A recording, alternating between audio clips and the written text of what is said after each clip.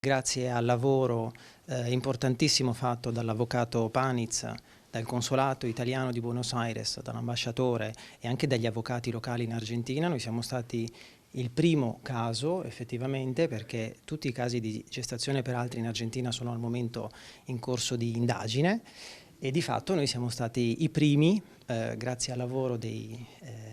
delle persone appena citate, a poter tornare in Italia. La fine di un incubo per Fabio e Gaetano, la coppia di papà Padovani rientrati in Italia giovedì dopo aver trascorso 40 giorni in Argentina, tentando di tornare a casa con la figlia, nata grazie alla gestazione altruistica per altri. A seguirli l'avvocato Maurizio Paniz, che così racconta il lungo e travagliato iter con un esito tutt'altro che scontato. Era un obiettivo molto difficile perché l'indagine in Argentina è molto complessa, è un'indagine che investe moltissime persone con tutta una serie di problematiche anche molto delicate dal punto di vista penale,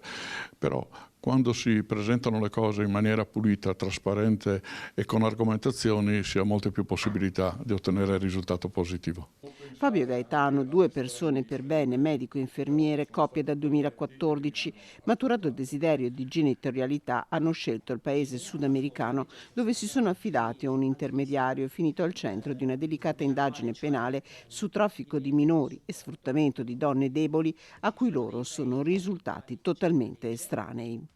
Abbiamo scelto l'Argentina perché in Argentina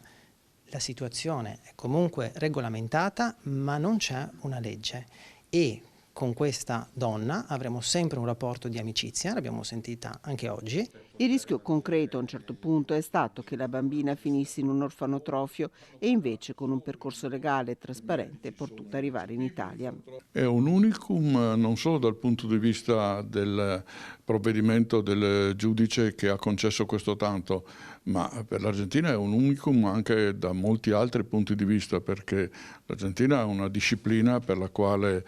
il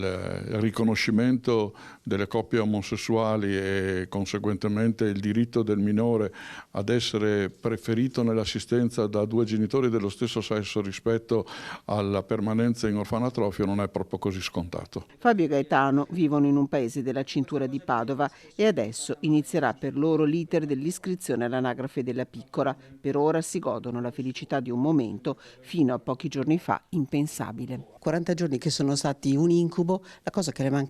vi è mancata di più è stata proprio la famiglia. È stata la famiglia, sì, nostra madre e i nostri parenti, Mara, la sorella di Fabio che ci ha supportato e chiamato insieme spessissimo all'avvocato Paniz, e ci sono mancati tutti.